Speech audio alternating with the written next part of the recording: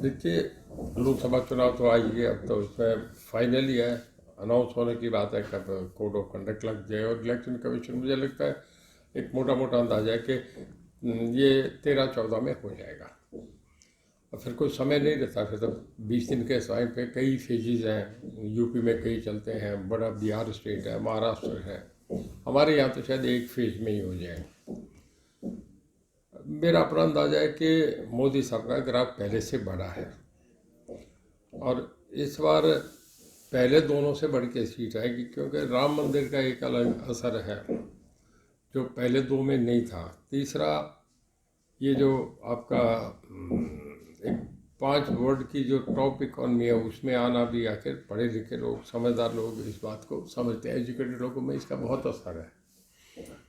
तीसरा ये कि इंटरनेशनली बहुत इमेज बना है सरकार का, इंडिया का रुतबा बढ़ा है। तो इन सब बातों से लोगों में एक मैसेज होता है। वैसे पीछे G20 का सम्मेलन था, हिंदुस्तान ऑर्गेनाइज करे, सारी वर्ल्ड पावर्स आए, तो इन बातों का लोगों में असर है। फिर सबसे ज़्यादा जो है कि सामने आया लोग, जब लोग हैं, एंटी इनकम्बेंसी फैक्टर है, हर जगह इसका असर आता है। पर जब सामने ऑल्टरनेट नहीं दिखे तो फिर लोग वापस, वो पहले देखते हैं आया विपक्ष सरकार बनाने की स्थिति में है, अगर है तो लोग सर उधर डाल देते हैं, पर जब वो नहीं हो तो फिर लोग पलट जाते हैं, फिर नहीं रहते हैं। तो यहाँ जो है इस वक्त अपोजिशन है ही नहीं, ऐसे हर जगह आपस के क्लैश हैं। कांग्रेस की स्थिति बहुत ख़राब हो गई है। जब एक पार्टी में 10 चौधरी हों तो पार्टी का नुकसान होता है, क्योंकि आजकल अंदाजा भी पिछले चुनाव में राजस्थान, कर्नाटक और राजस्थान, मध्य प्रदेश, छत्तीसगढ़ में अंदाजे सबके फेल हो गए। तो कोई ऐसा प्रेडिक्ट तो नहीं करा जा सकता, पर जो माहौल इसको एनालाइज करके ये देखते हैं कि बीजेपी बहुत अच्छी परफॉर्म करेगी। पूरे इंडिया लेवल की बात की जाए तो क्या परफॉर्मेंस देखते हैं? देखिए, एक आप टीवी पे लोगों पे देखते हैं, आपके सर्वे देखते हैं, तो सभी 350 से ऊपर बात करते हैं अकेले बीजेपी की। एनडीए की देखिए 50 सीट और बढ़ जाएंगी, क्योंकि उसमें दूसरी भी कई पार्टीज हैं, उनके अपने हैं, और बीजेडी है, वो भी अल्टीमेटली एनडीए का ही पार्ट रहेगा।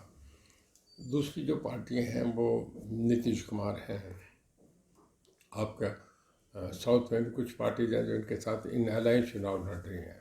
तो मेरा ये मानना बढ़ेगी।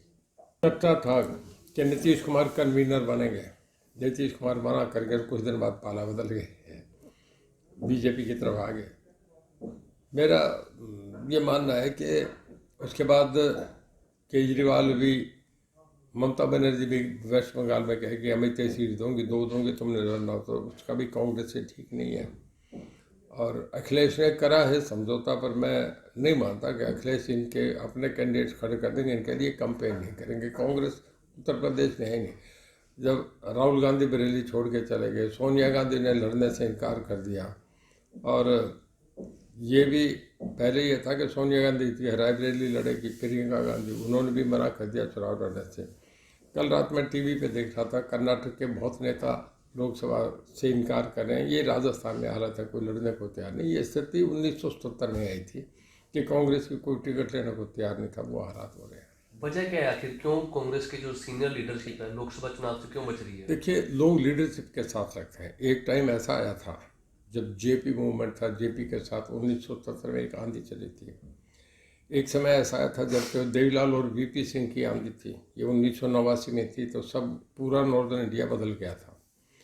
अब मोदी साहब का एक लोगों में अट्रैक्शन हो गया कि मोदी को, राहुल गांधी, मतलब राजीव गांधी के बाद से फिर राहुल गांधी कभी इनका चला ही नहीं, तब से डाउनफॉल होता है कांग्रेस। आप 200 से फिर नीचे गिरती गिरती कांग्रेस आज 40 पे आ गई। आप सर विधानसभा का स्वाद आप ले चुके हैं, राज्यसभा सांसद आप रह चुके हैं, अब इलेक्शन नज़दीक है, आपका क्या स्टैंड है? लोकसभा चुनाव लड़ेंगे या विधानसभा में ही दोबारा से जाएंगे? देखिए, मैं बीजेपी के साथ हूँ। बीजेपी जब भी कोई इस मामले में चर्चा करेगी, मुझे जैसा कहेगी, मैं उनके साथ हूँ, उनके साथ रहूँगा, निश्चित तय है। अभी कोई ऐसी चर्चा हुई कि आप लोकसभा या विधानसभा चुनाव की कैसी तैयारी है?